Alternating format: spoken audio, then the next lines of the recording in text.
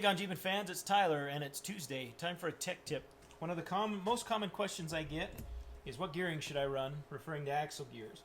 When somebody asks me that question, I generally have three questions for them. The first one being, is this going to be a daily driver that you use occasionally off-road, or is this a dedicated off-road machine?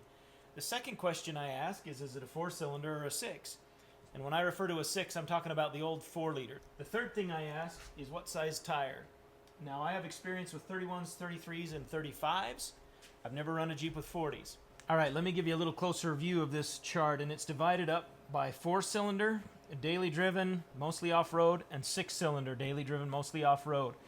And based on tire size, you'll see that 456s in a 6-cylinder I have found to be kind of a magic gear ratio that gives you really good on-road mileage, but pretty good off-road capabilities as well. And if you're going to bump up to 35-inch tires and it's mostly driven on road, you can still get by with 456s in the 6-cylinder.